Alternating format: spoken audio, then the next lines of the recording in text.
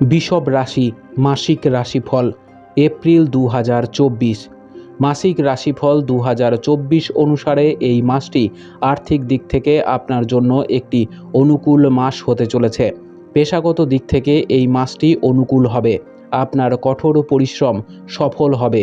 মাসিক রাশিফল 2024 ভবিষ্যৎবাণী করে যে যদি আমরা শিক্ষার্থীদের কথা বলি তাহলে কেতু মহারাজ পুরো মাস জুড়ে পঞ্চম ভাবে উপস্থিত থাকবেন এবং রাহু, সূর্য এবং শুক্র একাদশ ভাবে বসে থাকবেন এবং মঙ্গল দশম ভাবে বসে থাকবেন।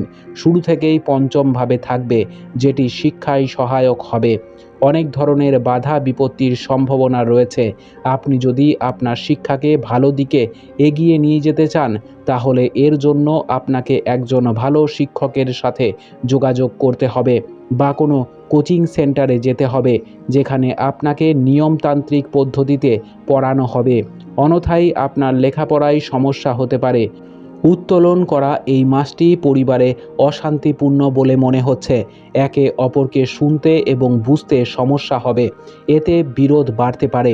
এই সংমিশ্রণের কারণে আপনার বাবা এবং মাকেও স্বাস্থ্য সমস্যার সম্মুখীন হতে হবে। আমরা যদি আপনার প্রেম জীবনের কথা বলি, এই মাসটি অনেক মানসিক অশান্তি দিতে চলেছে।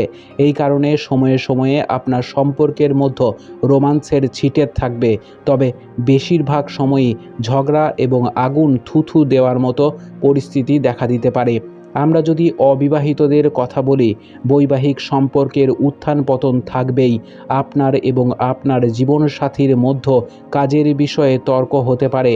আমরা যদি আপনার আর্থিক অবস্থার দিকে তাকাই তাহলে মাসের শুরুতে রাহু, সূর্য এবং শুক্র আপনার একাদশ ভাবে থাকবে এবং আপনার আয় ভালোভাবে বৃদ্ধি করবে।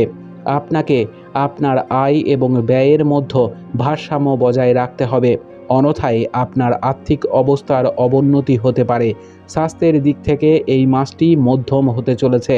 পরিপাকতন্ত্রের ব্যাঘাত বা অ্যাসিডিটির মতো সমস্যা আপনাকে বিরক্ত করতে পারে। পাকস্থলীর আলসারের সমস্যায়ও আপনাকে পড়তে হতে পারে। তাই আপনি যদি সামান্যতম কোনো শারীরিক সমস্যা অনুভব করেন তাহলে সময় নষ্ট না করে সঠিক চিকিৎসকের পরামর্শ নিন, যাতে পরবর্তীকালে আপনাকে কোনো সমস্যায় পড়তে না হয়। অন্যথায় এই মাসটি খুব খারাপ হবে। শারীরিকভাবে আপনার জন্য কঠিন, সত্যিই বিরক্তিকর হতে পারে।